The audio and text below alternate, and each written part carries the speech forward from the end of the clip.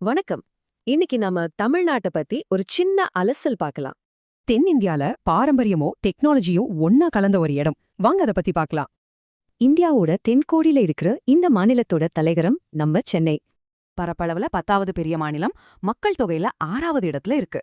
சரி, இப்ப கொஞ்சம் டைம் டிராவல் பண்ணலாம். தமிழ்நாட்டோட வரலாறு ரொம்பவே ஆழமானது.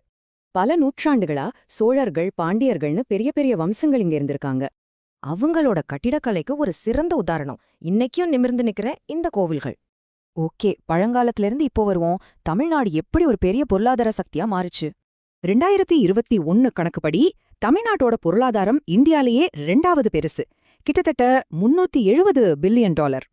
இங்க சுவாரஸ்யமான விஷயம் என்னன்னா, பொருளாதாரம் ரொம்ப சீரா எல்லா துறைகளையும் கலந்திருக்கு. இந்தியாவின் டெட்ராய்ட்னு சொல்ற அளவுக்கு ஆட்டோமொபைல் உற்பத்திலையும் சாஃப்ட்வேர்லயும் கெத்து காட்டுது.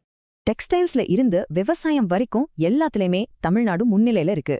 பொருளாதாரத்தை தாண்டி பார்த்தா தமிழ்நாட்டோட கலாச்சாரம் ரொம்பவே தனித்துவமானது, கலர்ஃபுல்லானது. அதுக்கு சிறந்த உதாரணம் பொங்கல் திருவிழா. 4 நாள் நடக்கிற இந்த அறுவடை திருவிழா ரொம்ப ஸ்பெஷல். உலக புகழ்பெற்ற பரதநாட்டியத்தோட பிறப்பிடமே நம்ம தமிழ்நாடு தான்.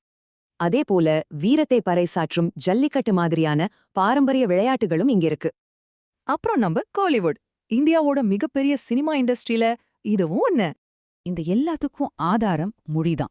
தமிழ் இந்தியாவோட முதல் செம்மொழி. இதுதான் தமிழ்நாட்டோட உண்மையான அடையாளம். பழமையும் புதுமையும் கலந்த ஒரு கலவை. ஒரு பக்கம் பாத்தீங்கன்னா தஞ்சை பெரிய கோவில் மாதிரி ஆயிரக்கணக்கான வருஷ பழமையான அற்புதங்கள். இன்னொரு பக்கம் நம்ம எதிர்காலத்தை உருவாக்குற ஹைடெக் தொழிற்சாலைகளும் ராக்கெட் ஏவுதளமும் இருக்கு. தன்னோட கடந்த காலத்தை கொண்டாடிக்கிட்டே எதிர்காலத்தையும் உருவாக்குறது அதுதான் தமிழ்நாடு.